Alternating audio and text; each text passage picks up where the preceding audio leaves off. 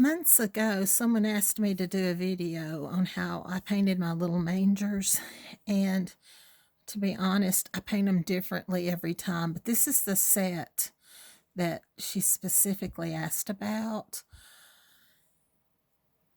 You can see that I even started doing the head differently just within that set. That's just how I do. So I thought I'd show y'all a real quick video. I hope it's quick because I want to go to bed. The first set I did, I was doing them with Blue Haven, but I ran out of paint. So I started using, I think, Whispering Turquoise. I'm not really sure, but it's close enough. Use what you've got, people. If you've got a light blue that you like, use that. If you've got a light turquoise that you like, if you sell these things, use what sells. And I'll tell you, this is the one that sells the most in the set, For God So Loved the World. So that's just a little tidbit there. Put these down out of the way somewhere. I'm running out of spots to put stuff. It's getting so busy. Okay, first thing the person asked about was what kind of brushes I use. I wish I could find a good set of brushes that was consistent, but I can't. The Princeton was okay for a while. The very first 18 alt, it's the 18/0 that I used was wonderful. From then on, not a single one has been worth the money I paid for, so I don't know what's up with that. But the number 2 and the quarter inch are pretty good in the Princeton series. Artist Club is now sold, so I'm going through those pretty fast. Those are really, really good brushes for the price, except the handles, the paint would crack so bad. The last batch of brushes I got was from King Art, and this is the 18 alt. And so far, it's been a really good brush. Don't know what the next one will hold, but I also use stylus, and I always have a mechanical pencil. These are so handy for me to draw my patterns, and they really erase really well. But the most of the time, these are the 4 brushes that I use the very most. But I've got jars of brushes because it seems I change my style every now and then, and I have to get a lot. But I use lots of 2s and 4s and 6s in all of the styles. My favorite graphite paper comes from Hobby Lobby, called the Master's Touch. I get the gray and the white, but the last time I ordered, it didn't have Master's Touch on it, so maybe they're not having the name on it anymore. I don't know what's up with that, but anyway, this is what it looks like. When you use your graphite, it's the shiny side that's going to be down on your surface to transfer. And these are some that I've already base coated. The person also asked what kind of paint I use. I use Deco Art. I am a Deco Art helping artist. I have used these paints for years, well over 20 years. And I've not been a helping artist that long, so I've always used them. But these are acrylic paints. Acrylics come in bottles, they come in tubes. The tubes are thicker paint, and you have to thin them down. This is sometimes referred to as craft paint, but I hate to call the Americana acrylics a craft paint because it is a quality paint. And some of the best artists that I know use this. But this is, it's been watered down, for lack of a better word, so that it's thinner and it's easier to use. With the tube paints, you'll have to add a medium to them or water to get them thinner. Or They're really great if you like palette knife painting, which this design that I'm doing, I've kind of adapted it to look like a palette painted piece, but it's really easier. For me, since this is what I've always done, it's easier for me to control a brush. But if you've never painted with a palette, try it. It's really fun, a palette knife. Try it. It's really fun. The first thing you're going to do when you start this is you're going to get your paint and you're going to put it out on a palette of some sort. I use paper plates. I don't want to hear about it. I know it's not economically feasible. It's not good for our environment. But I don't think just throwing them away and not using them since I have them is good either. But there are sheets of palette paper that you can use, and it's like a vellum. It's a really thin vellum. A lot of times they come in pads. Those are what I suggest that you use. You can use freezer paper. I've used that for years. I got an old cookie sheet and I just taped it on the back, and I just keep taping over it until I'd have to eventually peel it off and throw it away. But anyway, these are whispering turquoise. Paint the front and you paint the back. You use a big brush to try to do these. I will hardly ever use a good brush to base coat something like this. This is an old paintbrush that's had its better day, but this is usually the kind of brush that I'll paint just straight up base coating, because a lot of times the surface isn't as smooth, and painting on it will raise the surface, and so you have to sand it, and that's why I don't waste my good brushes on this. That's just me. You do what you want. Then I take an old scruffy brush. I never throw a brush away. I've got a whole can full of scruffy brushes. And I lightly add some of the colors that I'm going to use in the design. I cannot think of words tonight, y'all. I'm really tired. I'm sorry. I'm kind of stumbling through this, but we'll get through it. But anyway, I pull some of the asphaltum in this case, and some white or bleach sand, whichever color I'm using, to kind of give it the look of the palette knife paintings that people do.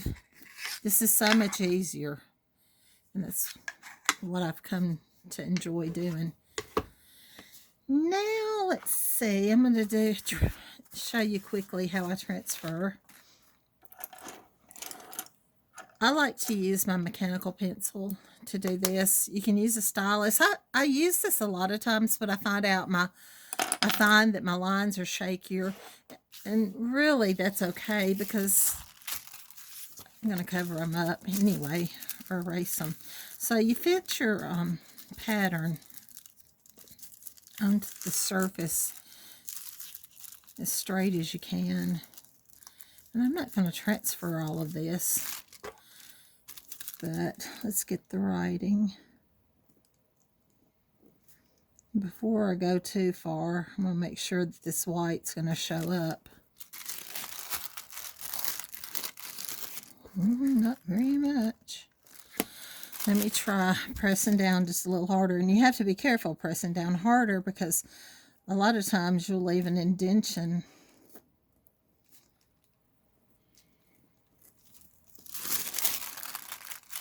I can see that.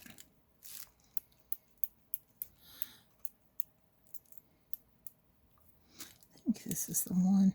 I'm going to break the lid here in a minute because I pushed it out too far. And there it went. I think this is the pencil that doesn't load very well. I think I need to put some more lead in it.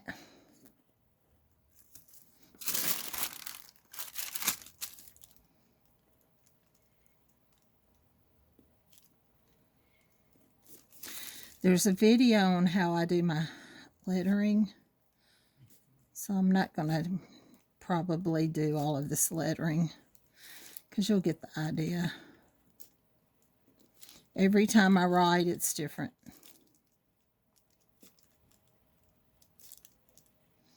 find that I like a different way to make a letter, so I do it. But you know what? That's how I write too. Then I'm going to do the head. I'm not going to bother doing the halo because I think I can do that. And I'm not going to put all the details.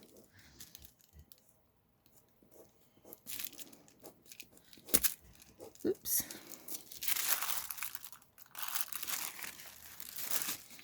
Alrighty. And put that away and that away. And the first thing I'm going to do is the lettering. I often start with lettering because I say if I totally blow it and mess it up, it's not as hard to fix as if you've got everything else painted. I put a little dab of paint out. Then I get my brush and dip my brush in the water. Get the water off the ferrule. That can really mess up your painting. But after I say that, let me also say, this is just paint. It's not life and death.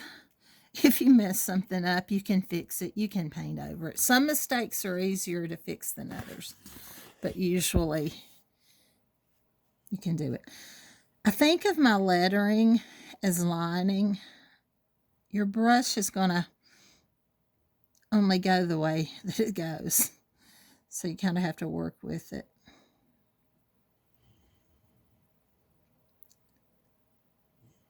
But I try to keep the pressure even.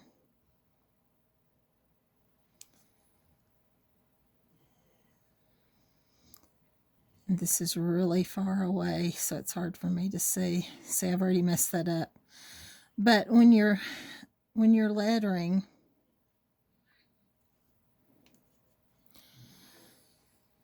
you tend to pick your brush up. With writing, you put your pencil down, you keep going. And that's why I say it's easier to think of it as lettering. After you've done your initial lining, come back and you're going to add a thicker line to each downstroke.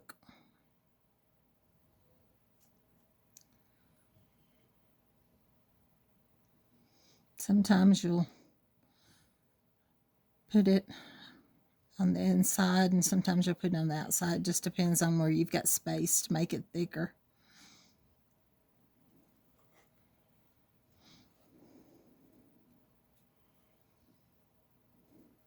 And that's really thick on there.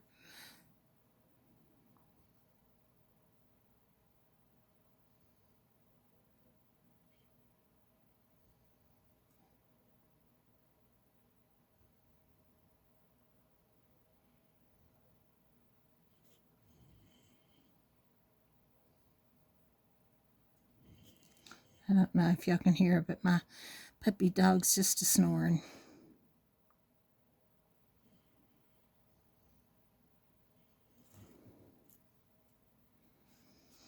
Okay, see if I can do a little better job on this. That's a downstroke. I'm just smoothing that up. And that's the downstroke.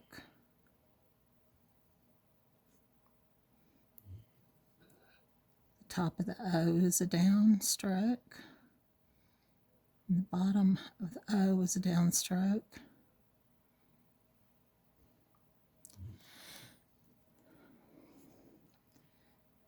And the D, the front of the D is a downstroke.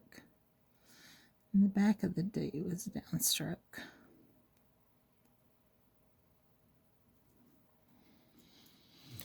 And when I get that up closer, I'll smooth that out. I'm just trying to roughly show you how to do it. As I said, I hold what I'm painting. So it's kind of tough for me to do this with it sitting down.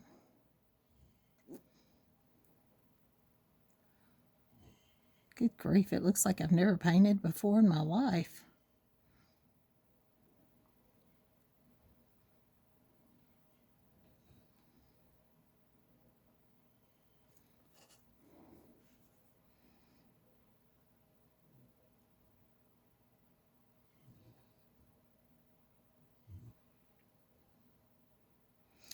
And I would smooth that up, but you get the idea. Anyway, that's how you do the lettering.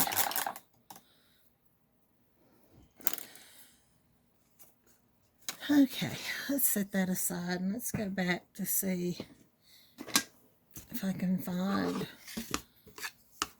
where yeah. I've already done this lettering. Now, these have been stacked in a box in a corner for well over a year, and they stuck together. So I'm going to just go over some of that, clean it up. This is a primitive rustic style, so honestly, it would have been okay to have left it. But just going to clean it up just a little.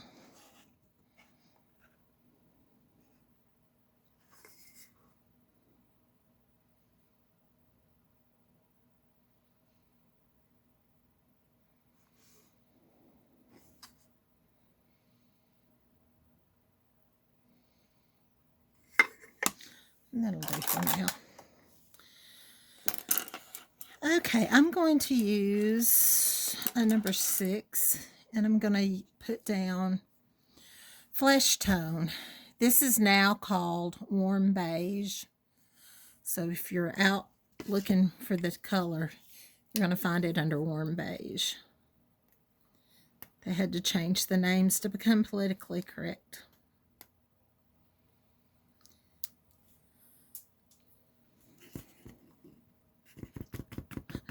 And I laughed and I'm like, I don't think anybody is this color. So whoever's getting offended, they need to get on their happy pants. I'm going to put some bleach sand down because I've painted so long. I know that this warm beige has a tendency to be more opaque. So I'm going to pick that up with some of the bleach sand. It tends to be more transparent. The bleach sand is more opaque and it helps cover better. And I'm going to make his head round instead of like that. And you can see even with that bleach sand in there, it's still pretty transparent.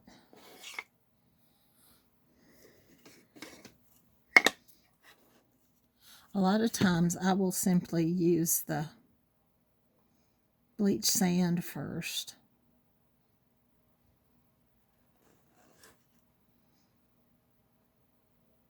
And then come back. This is what the warm beige looks like if you just use it straight. It's going to take a bunch of cuts to get that covered.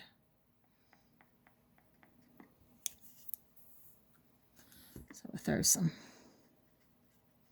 bleach sand in there. And I am not worried about this being a perfect circle because a lot of the bottom is going to be covered up with the, with hay in the manger.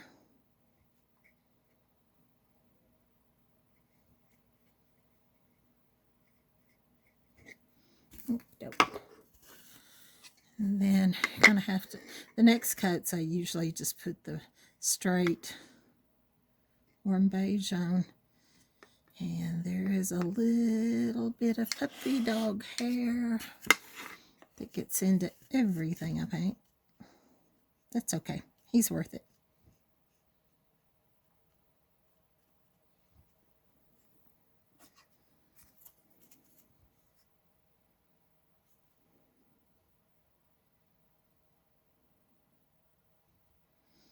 And this is not completely dry. Before you put on a second coat, make sure it is dry, or you will pull what I call a hole in the middle of it.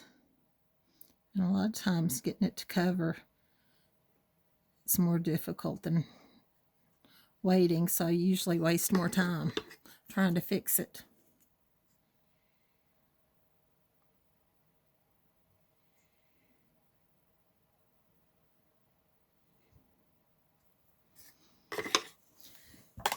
Next, that probably needs another coat, but we're going to go on. The next step, I paint the blanket, and this is sapphire. Use whatever blue you like, doesn't matter. Might even want to go with the turquoise since this is a turquoise-ish background.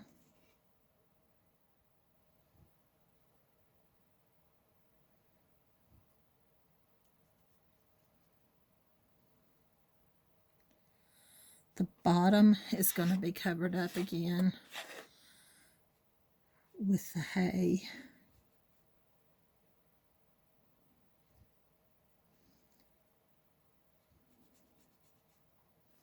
But I still try to do a pretty good job of covering, making it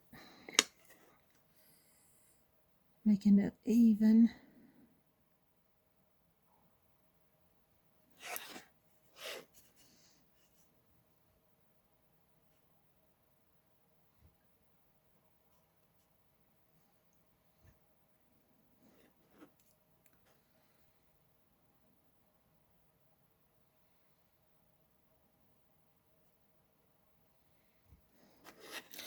Normally that would need a second coat, but I'm trying to smooth it out so that I can make it okay. Oops, sorry. I do that a lot.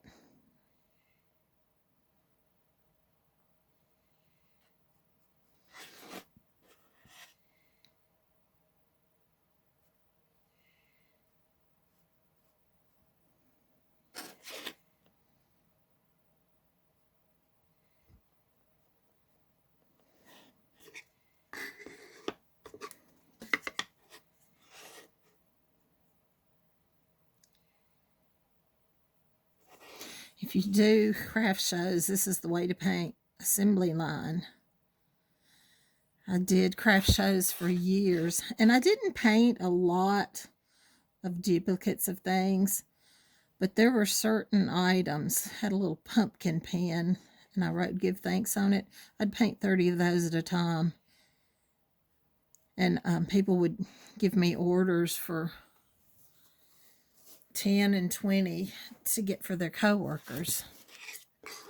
So I always tried to do as many of those as I could.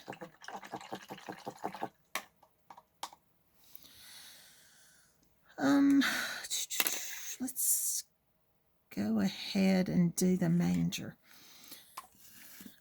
I'm going to put out asphaltum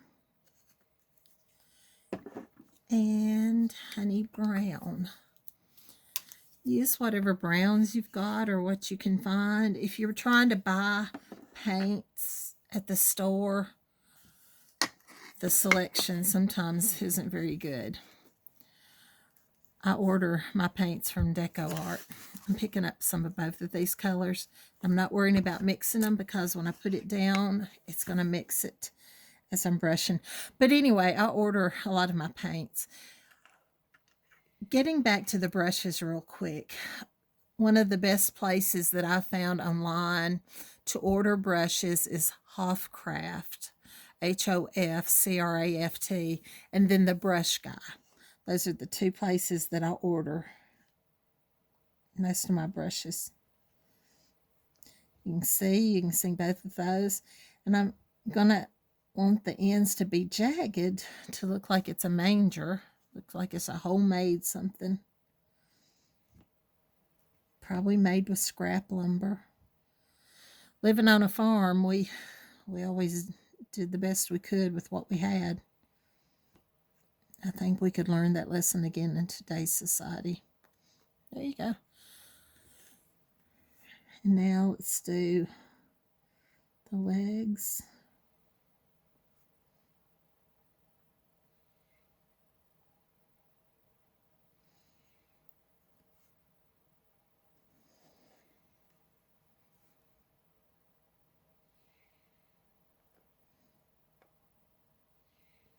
I do a little V, then I come back over with the front leg just to clean that up.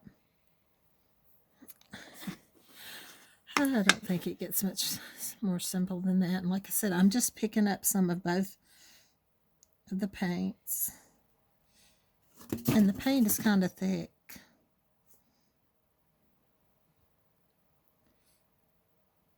So let me pick this back up.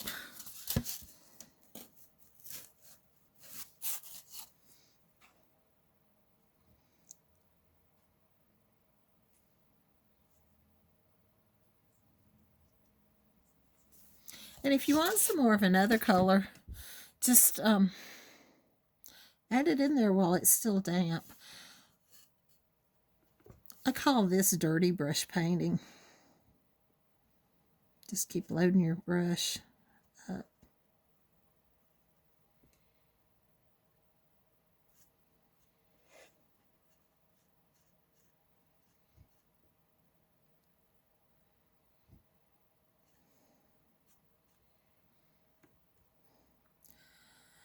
If I were doing this with floating method, I would think of what's behind being darker.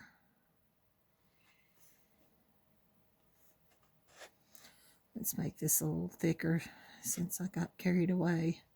Wasn't paying attention.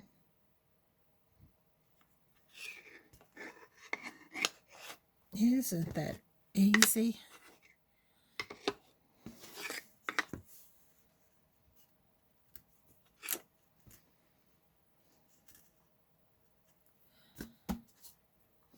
I do not have enough space. I moved my table around because usually charcoal is sitting right next to me and he'll knock it.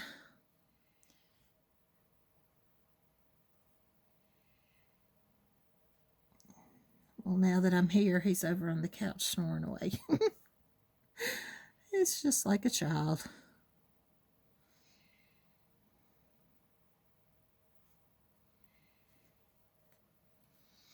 You can see I do those V's and I don't worry that I'm up in the paint. And I also don't worry so much that the bottom's even because I'm going to come back and add straw to cover up most of that. And one more time. Dipping in the asphaltum and the honey brown.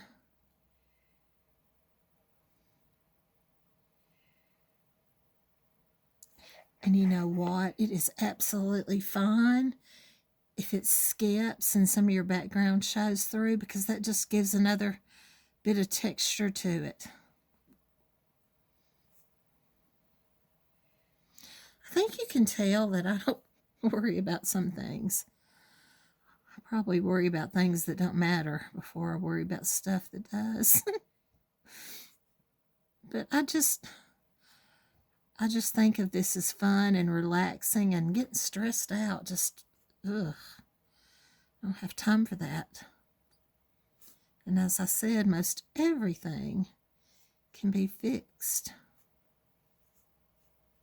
If that bothers you, come back over it.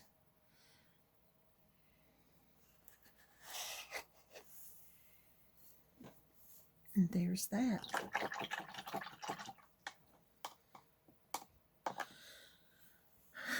Now I'm going to pull out my favorite shading color, Payne's Gray. I love this stuff. I use it for everything. Put out a little puddle, and I'm going to float this onto, if I can find a paper towel. Oh, what a mess I've got down here. This is the time of season when I'm just slinging paint and getting stuff done. I just finished 35 ornaments a couple days ago. And I've sort of cleaned up, but not really. Well, I can't find my paper towels. Let me see. Here's a shop towel. This will work.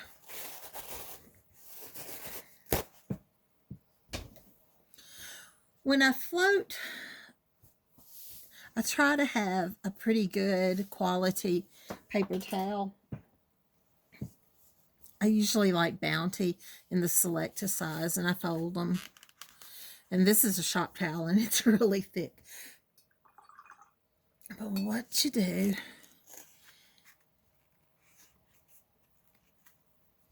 okay, you dip your brush in the water, then you're going to place it on the towel, and you're going to see the water, the shine will leave, and that's when you know that you've got enough water taken out.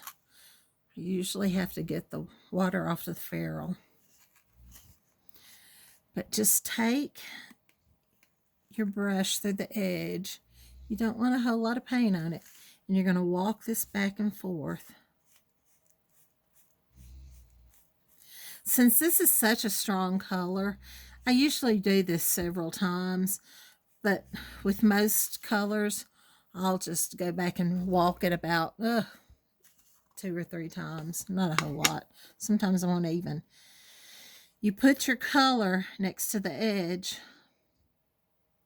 and I do short, choppy strokes because I learned to paint on wood that wasn't always the smoothest. And that's okay. But then I come back and I sweep it and clean it up.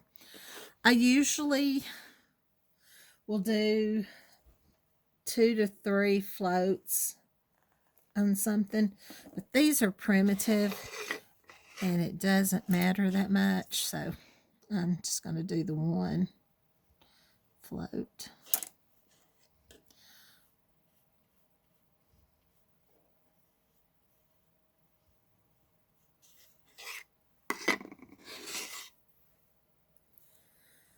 Don't clean out your brush until it gets yucky.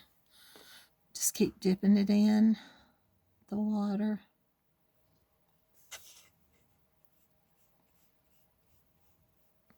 I'll probably fix that a little better.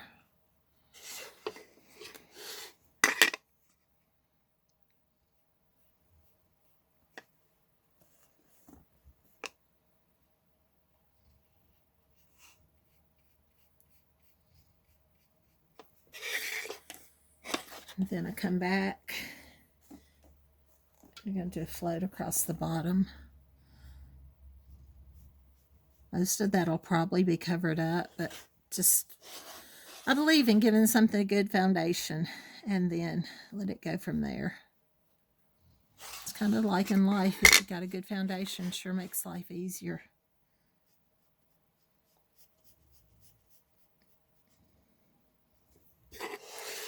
My heart's been breaking for these kids that have escaped from juvenile detention in Nashville.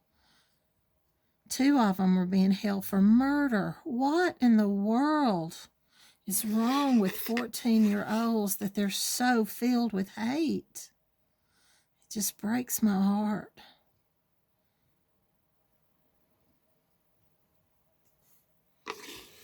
Okay, now, instead of doing floating, I'm going to do my favorite dirty brush method. And I need some more of the warm beige or the flesh tone.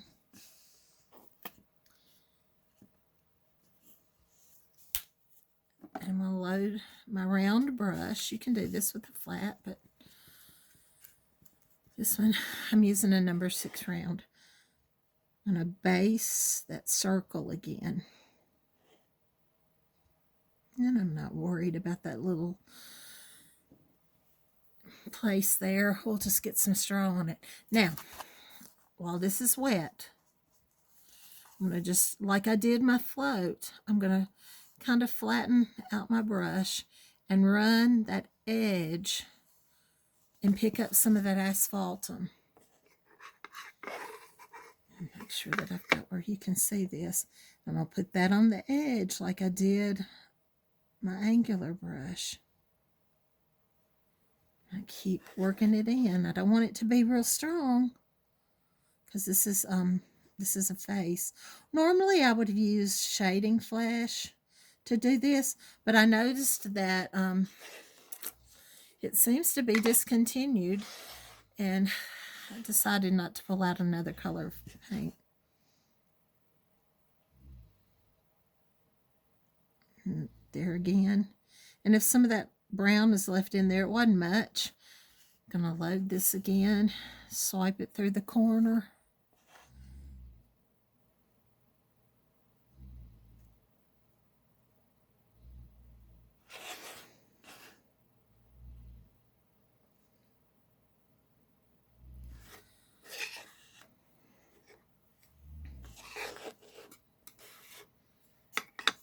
Warm beige. Get it wet. I taught myself how to paint, and this is basically how I used to add shadows and highlights. I knew nothing about floating, but I had enough sense to know that I needed some contrast in there somehow. So I would just start picking up another color, just going to town. And I'm glad I learned that. I love to play with paint and what you can do with it. I call it manipulating it. It's just to see how you can create colors, and I just love it. I like painting. Woo, that one's really dark. But you know what? It's okay. It's going to be a little dark skinned, and that's okay. A lot of people don't like to hear this, but Jesus probably darker skinned more than light because of the area that he was born in. And I know that makes some people angry, but you know what? It's the way it is.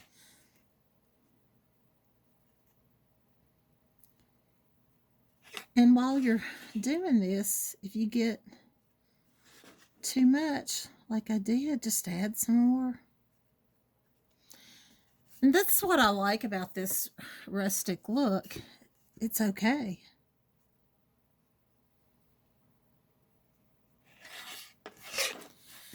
Now, while that other's drying, let's get some straw in here. I've got some bleach sand that's still okay on my palette.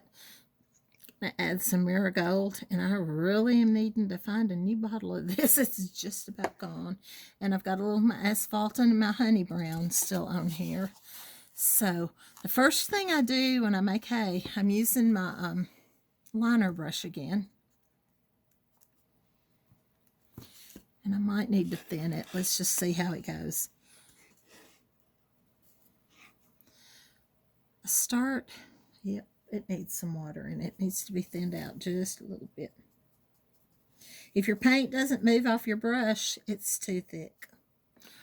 Or the paint's old and you need some fresh. Okay, I usually start at the head or the feet, or both. And I have the little pieces of straw coming up from beneath their feet and their head. And then from there on, it's just going to be a mix